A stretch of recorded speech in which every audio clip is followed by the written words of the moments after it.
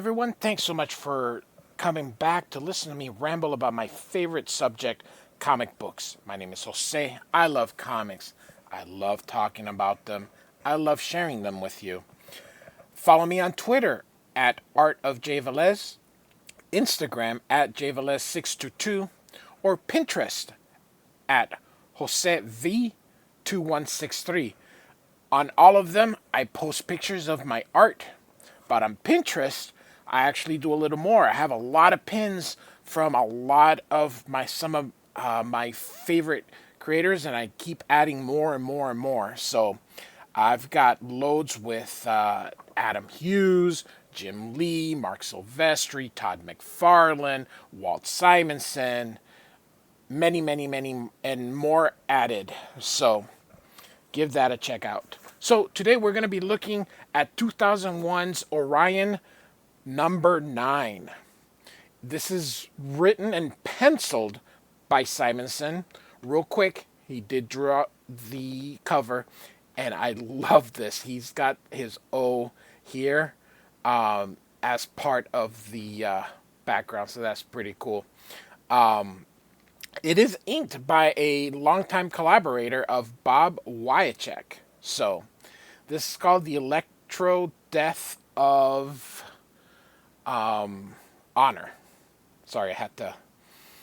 And so, we basically start sort of where we left off with Mortala asking Orion what's wrong.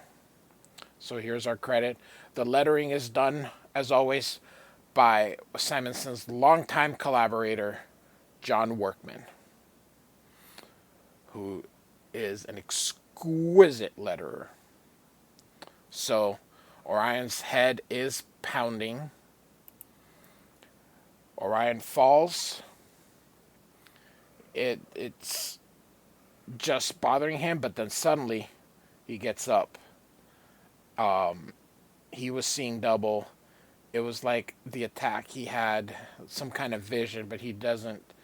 He says it'll be a bright day in Apocalypse before some Zola zombies of Desaad best Orion. So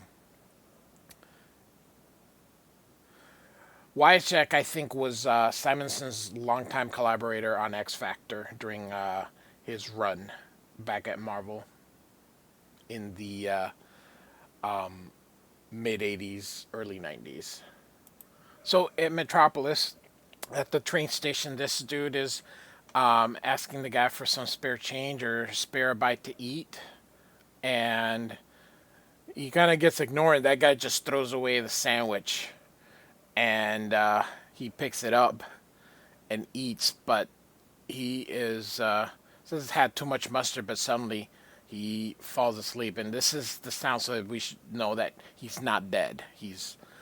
And then his partner, this lady here, goes, "Hey, I scored $20," and then starts looking for him, and he's being carried out, and they're getting away in this limousine. So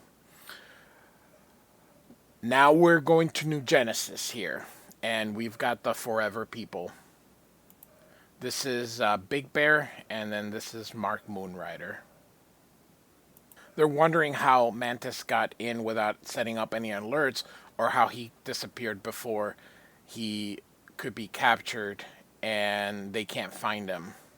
So they're saying this doesn't make any sense.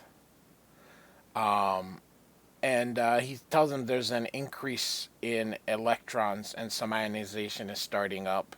And they said, oh, there must be Mantis. They run to it, but it turns out this is the Hellbore. So, similar to what they have in Apocalypse.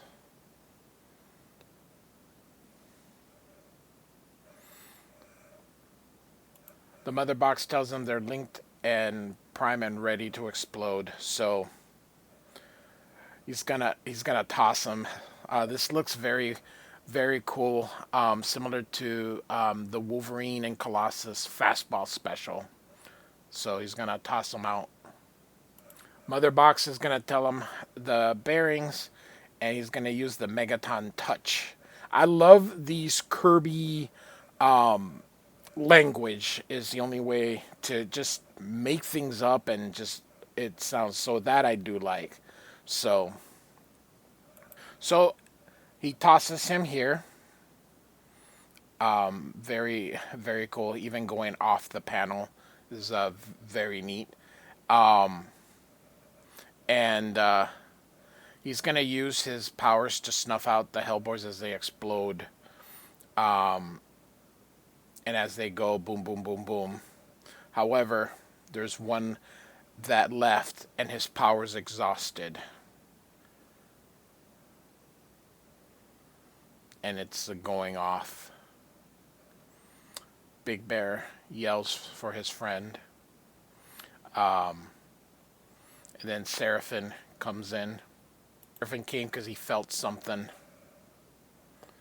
And then they get Dreamer down here. He's going to help him recover again.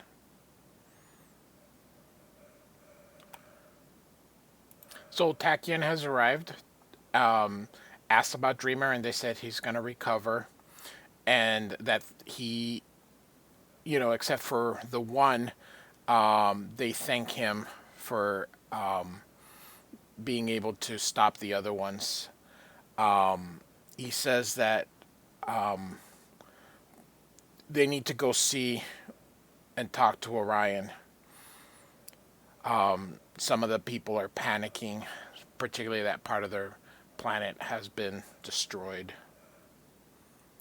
So back on Earth, somewhere underneath Metropolis, here's Josh, and some kind of experiment is being done on him that's very painful, and it's releasing energy. Whoever this is says it was a success, that they're to dispose of the body. It's running out of time.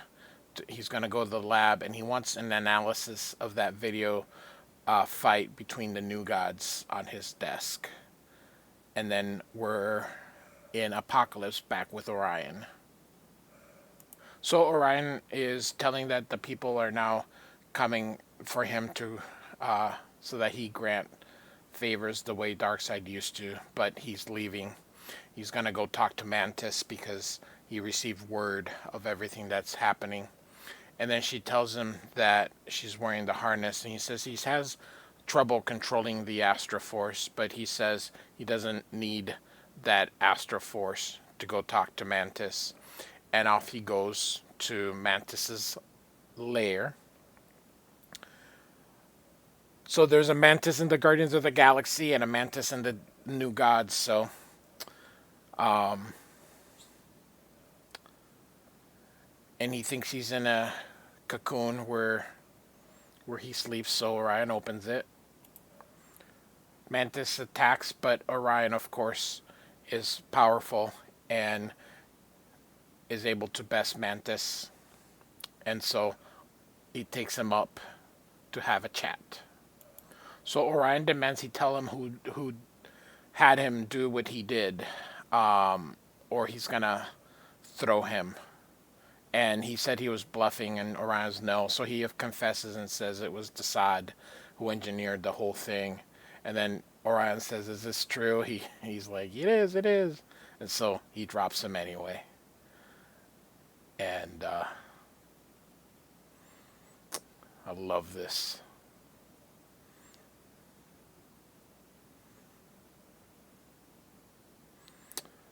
And so Desaad is preparing.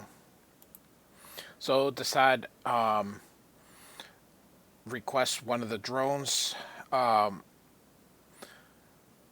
and asks for his name and says he has a mission for him. And if he succeeds, his name will be etched in the fires of the Halls of Apocalypse.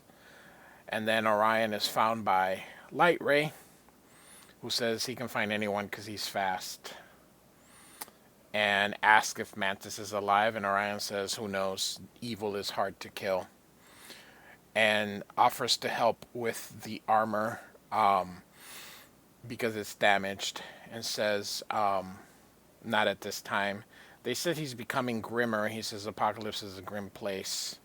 And then they also notice he doesn't hide his true face anymore. And he says there's no reason to. And so he brings him inside, and here is Mortala. Orion introduces Light Ray to her, and he's going to give them the his mother box, who has not been talking to Orion. And Lightbox thinks perhaps she's died, but either way, he doesn't want the darkness of Apocalypse affecting the mother box. So, Mortala says that she gave Orion the father box. And Light Ray is suspicious. So, he hopes that sending the mother box was the right thing. And suddenly he feels something. He's in pain again. And he says he will not yield. He's won't let Apocalypse get the better of him. And he is going to bring enlightenment to the world. And even if he has to destroy half the planet to do it, starting with the sod. So there is no extra story like some of the other ones. So thanks for listening. Like and subscribe.